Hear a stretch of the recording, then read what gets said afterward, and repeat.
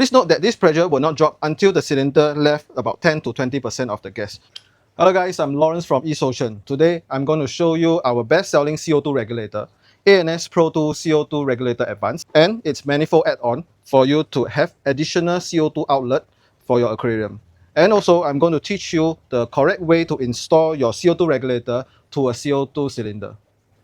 ANS Pro II CO2 Regulator Advanced is a dual gauge regulator. So you are able to monitor the amount of CO2 that is left in your CO2 cylinder, and also you are able to provide stable and constant CO2 output.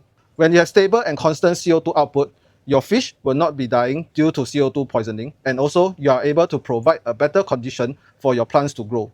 This product has a 3 years warranty. Basically, it's a better product and easier to use compared to other cheaper regulator that has only a single gauge. This regulator allows you to adjust the working pressure. This feature allows you to install the ANS CO2 manifold to increase the number of CO2 outlet and still give you a constant CO2 output for your aquarium. It has an angle adjustable outlet, so it works for both side and top fitting cylinder. Needle valve knob to easily fine-tune the CO2 output to what you want. The solenoid lets you easily turn CO2 on or off. Get a timer to make it automatic. You will need to complete the system with a CO2 cylinder, a CO2 tube, and a CO2 diffuser. All these are sold in our shop or in our online store. So now let me just show you how to connect our CO2 regulator to our cylinder. First, for the regulator, you will be provided with an Allen key. What you have to do is to poke this in and tighten it. So next, you will have a CO2 cylinder and your CO2 regulator. So what you have to do is to connect it together. So before that, before you connect, this is upright position. What we want to do is to slant this a bit. Position a bit slanted. Once it's slanted a bit, you can just screw this connector into the cylinder. We hand screw it until you cannot screw in anymore. Then you will use the spanner that is provided with the CO2 regulator. What we want to do is to tighten it more.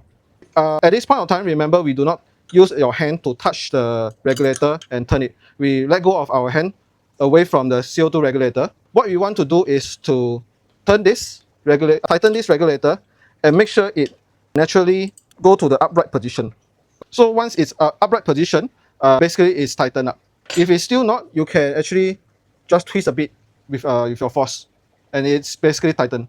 So once you have attached the regulator to the CO2 cylinder, what you have to do is to screw up the CO2 cylinder. So what we will see on the left side of the gauge, what you will see will be a PSI of 800 to 1000. This is depending on the room temperature that you are in. Please note that this pressure will not drop until the cylinder left about 10 to 20% of the gas. So once it's dropped, basically you have to prepare yourself during that week to come down to our site to do the refill. So next we will tune the working pressure up to about 30 psi. So this is for 1 to 2 outlet. But if you are going to add additional 3 or 4, so for every one more outlet, usually we will up by 5 psi. So next we will install the bubble counter. So before that, just make sure that there is an O-ring at the bottom part. Once you saw it, then you just screw it in. Screw in tight. Next, you have to turn on this cap. There is another O-ring here, so make sure you don't lose it. Okay. What you want to do is to add in tap water. Okay. Once you add it in, turn it back. So next you unscrew the nuts. Your pipe go through the nut, put in your tube, and screw it back.